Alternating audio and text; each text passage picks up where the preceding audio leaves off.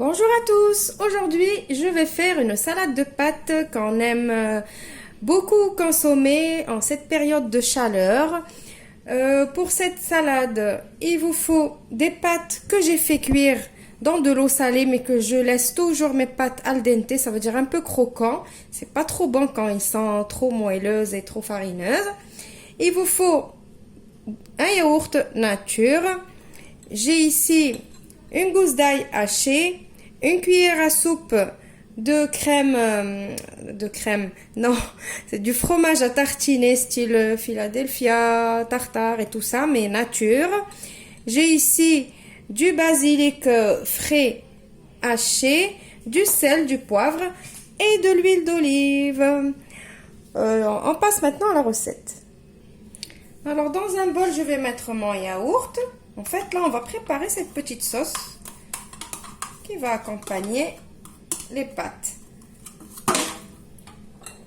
Je mets le fromage. Le fromage, c'est pour avoir un petit peu de crémeux.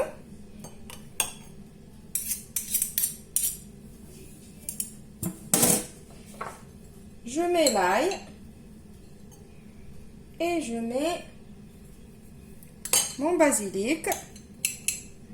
Alors, ça marche aussi avec le basilic séché. Vous allez remarquer ici que j'ai un petit mélange de basilic haché, basilic séché. J'avais pas beaucoup de basilic frais. Du coup, j'ai complété avec le basilic séché. Donc, ça fait le même effet. C'est pareil. Voilà, maintenant, on va saler et poivrer.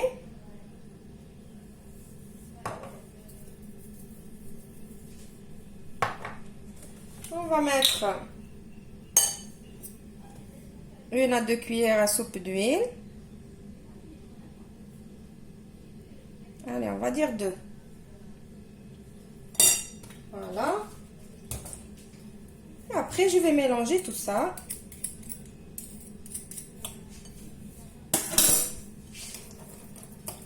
On mélange. Et ça va nous faire notre sauce. Alors, cette salade, elle accompagne très bien un petit morceau de poisson. Une escalope vite revenue comme ça dans la poêle, des grillades, ou vous pouvez juste la manger toute seule, elle est très rafraîchissante. Voilà, donc maintenant, eh bien, vous connaissez la suite. Je vais mettre ma sauce ici et je vais tout mélanger. Je vous retrouve juste après pour le résultat final. Voilà, ma petite recette, elle est finie.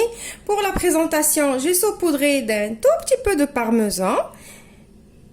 Et puis c'est tout. J'espère que la recette, elle vous a plu, que vous allez l'essayer. Essayez-la, mais laissez-la un petit peu au frais, bien comme il faut pour qu'elle prenne le goût de l'ail, le basilic et tout ça. Faites la recette le matin. Et après, ne la consommer que le midi et tout ça, là, je veux dire. Il faut la consommer vraiment bien fraîche. Donc voilà. Je vous retrouve dans une nouvelle vidéo. Au revoir et merci.